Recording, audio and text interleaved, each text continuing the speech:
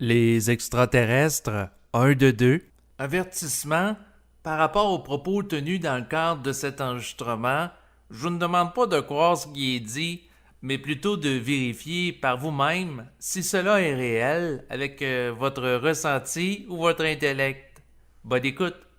Il existe un peu partout dans l'univers des êtres vivants et il y a des extraterrestres, donc des êtres de nature physique sur le plan matériel. Il y en a d'autres aussi qui ne sont pas nécessairement sur le plan matériel, mais vibratoires, qui viennent visiter la Terre depuis des temps immémoriaux.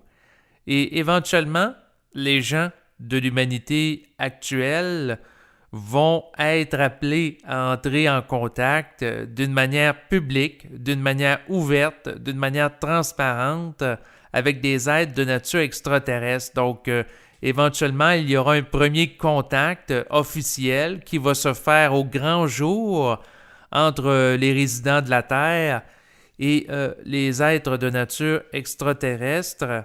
Et en vue de cette préparation à ce contact, eh bien, il y a de plus en plus de découvertes scientifiques qui sont présentées aux gens de la population actuelle, comme par exemple l'existence d'exoplanètes, donc de planètes extérieures au système solaire qui pourraient abriter la vie. Et puis, au fil du temps, les scientifiques, en découvrant plusieurs, nous laissent entrevoir qu'il est plausible de penser qu'il y aurait de la vie ailleurs que sur la Terre. Et simultanément, au fil des décennies, il y a une grande quantité de films de science-fiction qui sont présentés avec des civilisations extraterrestres qui sont évoquées. Même chose pour le domaine du roman, de l'écrit. Donc, tranquillement, il y a des idées qui servent à préparer les gens à l'éventuel premier contact avec les extraterrestres qui sont mis en branle dans les esprits des masses en vue de cette préparation officielle. Et puis, il y a déjà des gens sur Terre qui vivent des contacts avec les extraterrestres parce qu'il y en a certains qui ont été victimes d'enlèvement de la part d'extraterrestres. Il y en a d'autres qui ont eu des conversations au niveau du mental avec eux, c'est-à-dire des conversations de nature télépathique. Et éventuellement, tous ces contacts avec les extraterrestres vont se faire d'une manière de plus en plus ouverte. Et éventuellement, ça sera au grand jour à la face de l'ensemble de l'humanité. Pour ce qui est des individus qui se conscientisent, eh bien, les gens qui vivent la fusion avec leur esprit doivent réaliser qu'à quelque part, leur esprit n'est pas de nature terrestre.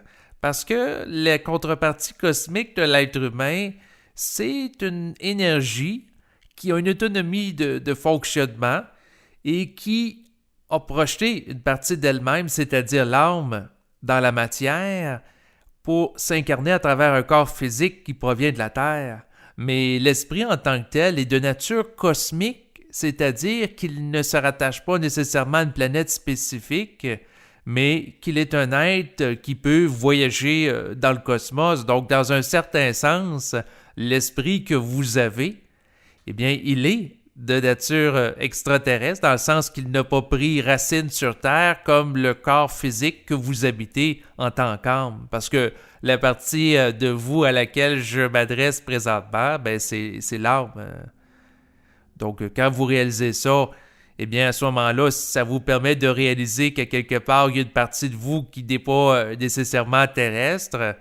Et c'est en intégrant la vibration qui provient de votre esprit, pour ceux qui sont appelés à vivre le phénomène de la fusion, donc ceux et celles qui sont appelés à vivre ce processus-là, qu'une conscience de nature cosmique va prendre naissance en vous. Et lorsque cette intelligence-là s'intègre à travers vous, eh bien, vous développez une capacité de lecture vibratoire qui, éventuellement, va vous permettre de communiquer avec des êtres qui proviennent d'un peu partout du cosmos sans vous laisser déstabiliser par eux, parce que cette intelligence-là vibratoire, qui, lorsqu'elle s'intègre, eh bien, elle vous permet de faire une lecture vibratoire des êtres qui peuvent provenir d'un peu partout, dans le sens que vous pouvez les percevoir sur le plan physique, mais vous pouvez communiquer avec eux d'une manière télépathique et au niveau psychique grâce à cette conscience-là également. Donc, autrement dit, en étant capable d'utiliser la communication vibratoire, qui est un langage de nature universelle, vous êtes en mesure d'aller au-delà de la barrière de la langue. La barrière de la langue, c'est ce qu'on connaît sur Terre, entre autres, entre quelqu'un, par exemple, qui parle en français, un autre qui parle en chinois, un autre qui parle en anglais. Donc, la langue, c'est ce qui véhicule des informations au niveau de la forme. Mais lorsque la personne est capable de traiter directement avec la vibration qui est derrière la forme, eh bien, à ce moment-là, elle n'a pas besoin de passer par l'intermédiaire d'une forme pour communiquer avec un autre être qui a une capacité également de lecture vibratoire parce qu'il peut s'adresser directement à lui sans utiliser des mots sur le plan matériel, sur le plan du langage parlé pour lui acheminer une idée ou une information. Donc, ça devient télépathique. Et éventuellement, l'être humain qui est en fusion avec son esprit vit une communication télépathique avec lui, mais il peut vivre également une communication télépathique avec des êtres aussi qui proviennent du cosmos.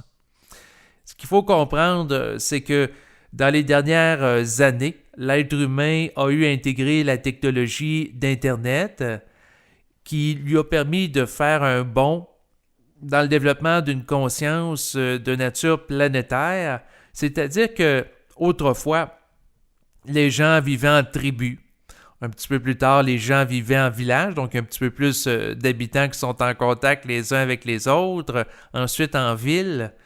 Et éventuellement, cette extension-là de conscience est devenue planétaire à l'ère d'Internet, en ce sens que l'outil d'Internet permet d'être en communication avec des gens qui sont un petit peu partout sur Terre. Donc, quelqu'un, par exemple, au Québec, peut communiquer en utilisant l'Internet comme interface avec quelqu'un qui est situé en Algérie, en France, aux États-Unis, peu importe, alors qu'autrefois, si on pense entre autres à la période du Moyen Âge, il y a à peine quelques siècles, eh bien c'était impossible, c'était impensable. Donc on est capable de faire aujourd'hui des choses qui étaient impensables dans le passé, au même titre que demain, on va être en mesure de faire des choses qui sont à peine imaginables aujourd'hui.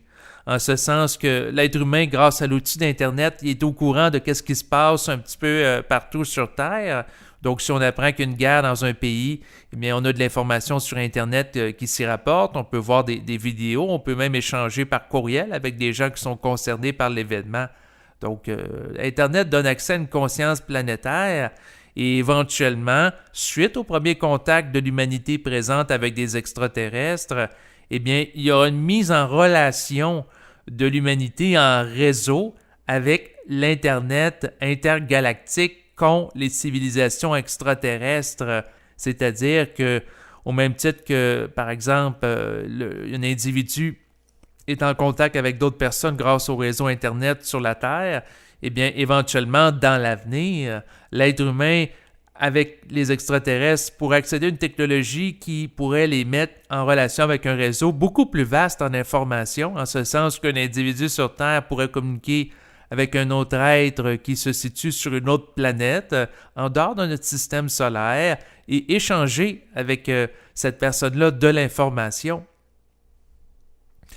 Et puis, cette technologie-là d'Internet avec les extraterrestres va permettre d'avoir un réseau qui va donner accès à des informations qui proviennent à d'autres civilisations, au même titre que l'Internet qu'on connaît présentement au niveau planétaire nous donne accès à des informations provenant de différentes cultures. On peut avoir accès à des informations qui proviennent de cultures orientales, occidentales. On peut avoir des gens aussi qui proviennent de différentes religions, donc qui peuvent interagir avec eux, donc différentes politiques aussi, différents modes de pensée. Et ça, la même chose avec éventuellement la mise en relation de l'humanité présente avec le réseau psychique de l'ensemble des humanités au niveau cosmique qui va donner à l'humanité actuelle, grâce à cette mise en relation, accès à beaucoup d'informations